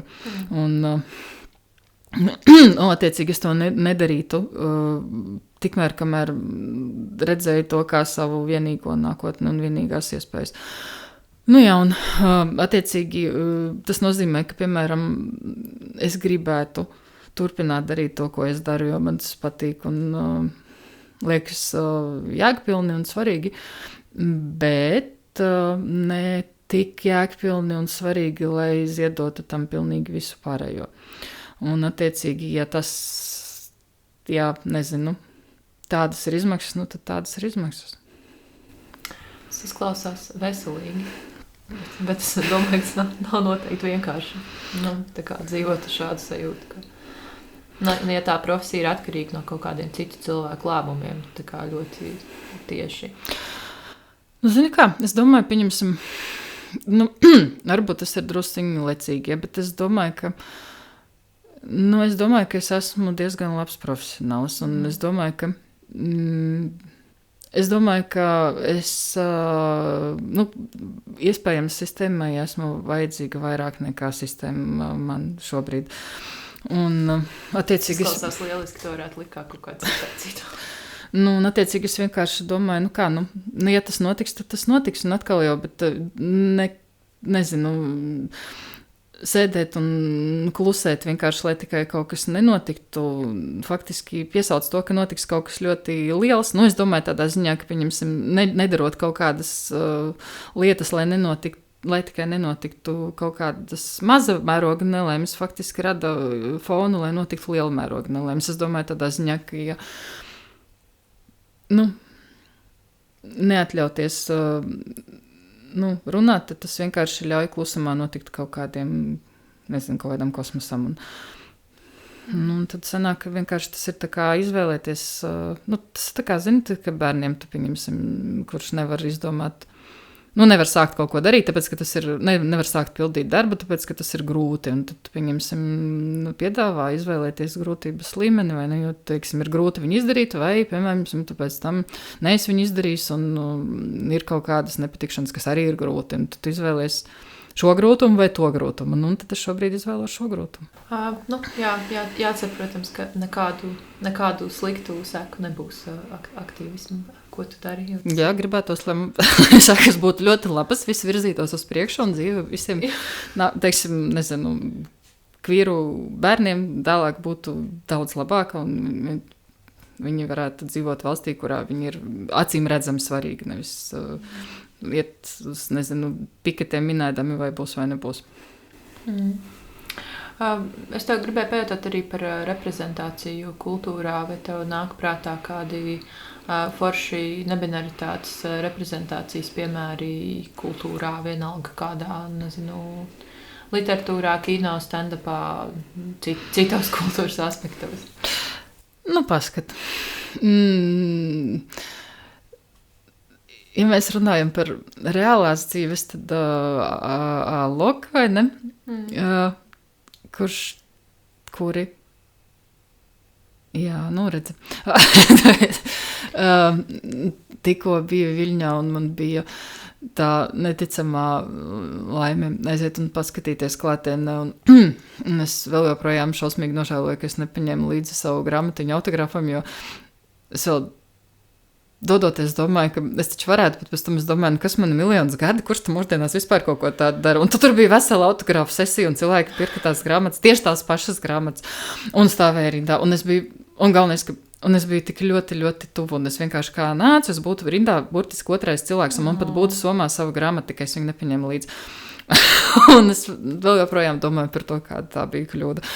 Bet, Alok tiešām vienkārši arī iededzina visu, iedzirkstaļo visas sinapses, un vienkārši ir tik ļoti patīkami viņu kaut vai redzēt. Nezinu, tur ir kaut kāda ļoti liela sakritība un ļoti liela pārliecība par to, ka viss ir, labi, un man ir vienkārši ļoti patīkami redzēt Aloku, dzirdēt, un klātienē tas vispār bija kaut kas fantastisks. Jā, es arī esmu liels fans un arī apskaužu tevi, ka tu biji klātienē. Mēs ļoti pārdzīvojām, jo saprotot laicīgi, ka mums nesanāks, tā kā es brauktu šo pasākumu, bet cerams, ka vēl kādreiz varbūt nākamreiz notiks Latvijā, vai arī vienkārši būs iespēja aizbraukt uz kādu Eiropas pilsētu. Vai es varu pateikt vēl kaut ko ļoti, izmantot šo platformu, lai aģitētu cilvēkus, tāpēc, ka Alok, Instagram kontā ir saite uz vietu, kur citu starpā var ierakstīt savas, kur ir jautāts, uz kurien man turpmāk aizbraukt. Un cilvēki tur var rakstīt savus aicinājumus. Un tāpēc mans lūgums ir vienkārši visiem vērt vaļā un rakstīt brauc uz Rīgu, Alok, brauc uz Rīgu, mēs tev ļoti kaitam, Alok. Un es domāju, ka visticamākais Viļņā viņi to arī izdarīja. Kā citādāk tas notika? Es ielikšu gan uz Instagram kontu, gan arī uz mēģināšu atrast to konkrēto saiti podkāstu sērijas aprakstā, tā kā saiti un aicinājumu. Paldies! Un darām. Es arī pats ļoti vēlos, lai tas notiek, es gribu pieredzēt šo klātienē. Jā, tas ir pirmais, kas ienāca prātā, protams. Vēl kaut kas? Tas atkal būtu vairāk no popkultūras, un tas ir, Popkultūra arī kultūra. Jā, es domāju tādā ziņā, ka tur ir savs falšuma elements, tāpēc, ka tas ir tajā apšaubāmajā žanrā, kur cisdzimtes cilvēks kino attēlo transpersonu, bet tas kaut kā sanāca tik ļoti atbrīvojoši priekš manis un tik ļoti trapīgi priekš manis, ka es varu tikai aplaudēt, un tas ir otrais, kas man nāk prātā, lai cik tas arī nebūtu paradoxāli. Un tas ir amerikāņu šausmu stāsta sezonā Viesnīca. Denis Sohērs, es pieņemu, ka tā to izrunā, bet es neesmu par to pārliecināta līdz sirdsdziļumiem. Tā tad... Tagad es pēkšņi pazaudēju pavadienu, kā Dievs. Es saprotu, kā tas izskatās, bet man vispār nav nekādas sajūtas par to, kā sauca varoni. Jā, man ļoti bieži tā ir. Es sāku stāstīt par kaut kādu grāmatu, par kuras gribēju pastāstīt, cik ļoti svarīgi tā ir, un tad es nevaru atcerēties kaut kādus ļoti svarīgus faktus no šīs grāmatas, tu vari paskatīties. Līza Teilore. Ak, Dievs, kā to vispār varēja aizmirst. Tā tad varoni sauca Līza Teilore, un tas bija kaut kāds... Tas bija tiešām tik ļoti atbrīvojoši skatīties, un tā ir mana viena no nemīļākajām sezonām visā kopumā, bet man ir gadījies pārskatīt visādas vietas vienkārši tāpēc, lai paskatītos vēlreiz uz... Un sajustu, tāpēc, ka tas ir par kaut kādu atklāsmi un par to, cik ļoti maznozīmīgi ir āriena, lai būtu kaut kas. Un, jo vienkārši, varbūt, ka pieņemsim vienkārši mana dzīve tā ir salikusies, bet man nebija gadījies saskarties ar koncepciju par to, ka patiesībā cilvēki nemēģina izskatīties, teiksim, passing, ka tam patiesībā nav vispār pilnīgi nekādas nozīmes, un tajā konkrētajā kontekstā tam nebija pilnīgi nekādas nozīmes, vispār nekādas, un es saprotu, ka, pieņemsim, cilvēki en masu uzskata, ka Liza Taylore ir sieviete, bet, nezinu, es to tā nenolasīju, un tas tur arī, manuprāt, nebija apgalvots, un tāpēc es izvēlos uzskatīt, ka Liza Taylore ir nebinārs cilvēks, un viss, tas ir mans nebinārā cilvēka etalons kaut kādā mērā, un jā, ir smieklīgi, ka patiesībā tas ir cisdzimtas aktieris, kurš iespējams, nezinu, tēlo transsievieti, nezinu. Bet priekš manis tas ir stāsts par kaut ko citu, un viņš ir ļoti personīgs. Izklausās forši. Tev vēl nāk prātā kaut kādas foršas, veiksmīgas reprezentācijas? Vai? Te es varbūt nosauktu savu kaut kādu pirmo dzīves apjautu par kaut ko nebināru, un es pat faktiski arī nekad man nav izdevies atrast nekādu informāciju, kā ir patiesībā, un kas no tā ir manas interpretācijas, un kas ir kā, bet tad, kad teiksim, manā ļoti agrajā pusaudzībā ļoti populāra bija grupa Four Non Blondes, ar savu, kāda starpība, nekurā gadījumā grupa Four Non Blondes, un viņiem bija viens videoklips, kuru radīja Latviju televīzijā diezgan bieži visādos kontekstos, un videoklipā faktiski vienkārši ir rādīts, galvenokārt, protams, solista, bet arī grupa fonā gandrīz vai visu laiku. Un man viņa bija arī ierakstā videokasete, un es, nezinu, ļoti 18 gados miljonus reizes taisīju stopkadrus dažādās vietās, lai apjēgtu, kas ir šis skaistais cilvēks. Tādā ziņā, ka man smadzenes, teiksim, cilvēks, kurš vispār nenolasās kā nekas, tādā ziņā, ka absolūti nenolasās nekā vīrietis, nekā sieviete, un tagad, protams, atkal aizmirst, kā viņu sauc patiesībā, bet es to noskaidroju. Un, diemžēl, internets nav bagāts ar informāciju par cilvēka tālāko likteni. Tur cilvēks figurē kā sieviete, man nav nejausmas, bet, fakts ir tāds, ka atklājums par to, ka var pa īstam pastāvēt kaut kas tāds, par ko nekas nenolasās un nekādu informāciju tu neiegūsti vienkārši vizuāli, un tu vari skatīties, cik tu gribi, un izskatīt visas acis, un tas ir vienkārši skaists cilvēks. Tas bija ļoti skaisti un kaut kas ļoti īpašs. Bet jā, tas bija arī sen. Jā, man liekas, ka tas ir kaut kā ļoti mierinoši. Tādi brīži, kur mēs atrodam to. Varbūt pat nesaprotot vēl kaut kādā brīdī, kas tas ir, bet ka tas ir kaut kas ļoti svarīgs. Jā, ka tam vēl varbūt nav kaut kādu vārdu, vēl nebūs kādu laiku, bet jā, ka tur ir kaut kāds tas spogulis, man liekas, bez kur nevar īsti dzīvot. Jā, tā eforija, ko tas rada, tu nezini, kāpēc vai ne? Kāpēc tas ir tik šausmīgi iepriecinoši un kas ir tik ļoti labs tajā, ko tu redzi, bet tas ir ļoti laimīgi.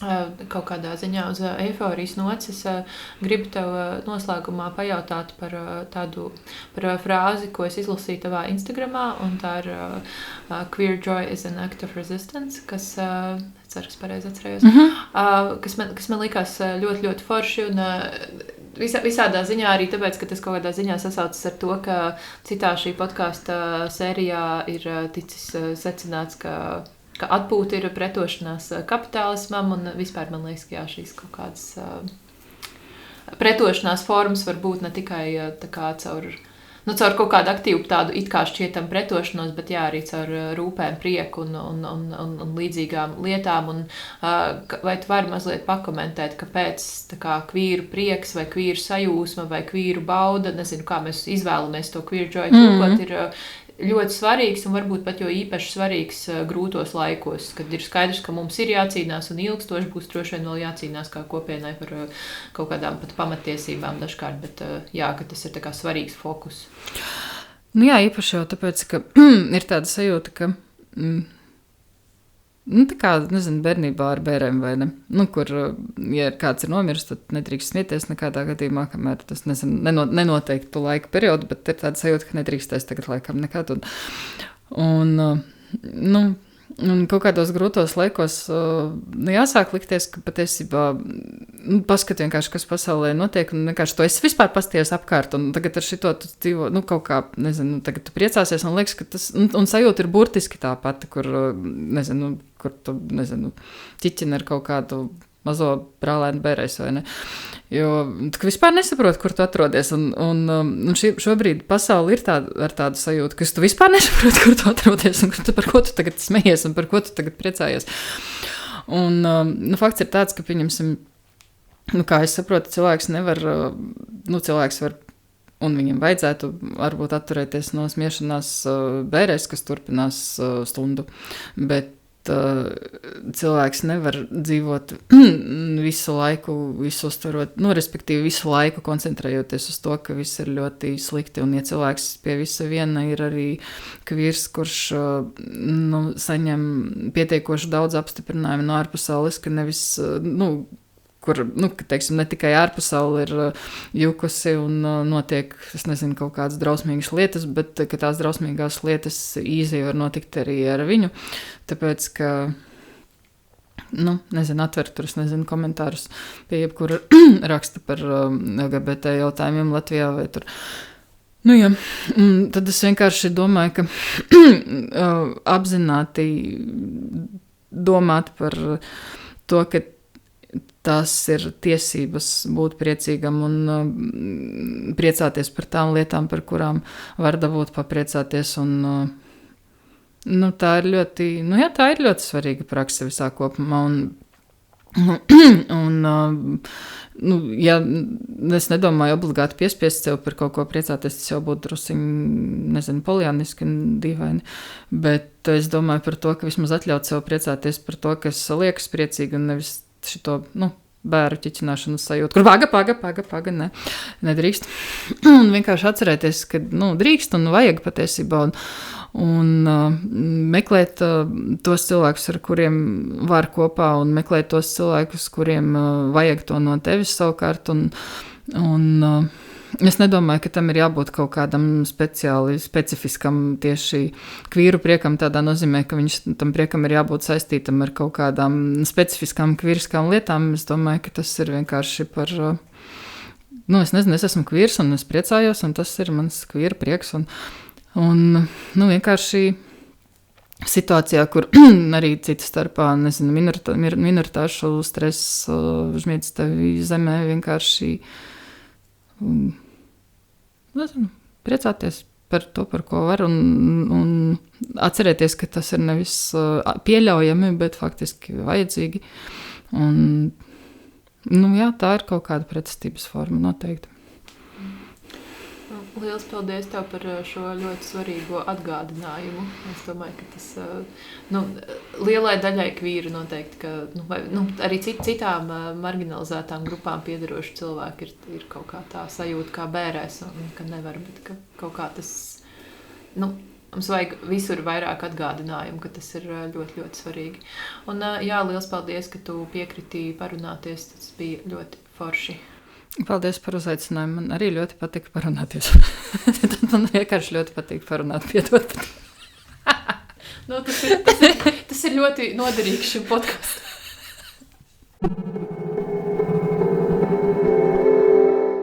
Paldies, ka klausāties Intersekcionalitātes istabu, podkāstu par iekļaujošu feminismu, aktīvismu un sociālu taisnīgumu.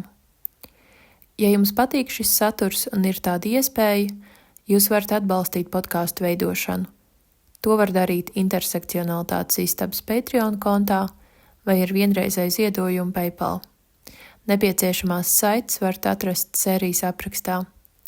Jūsu atbalstam ir ārkārtīgi liela nozīme.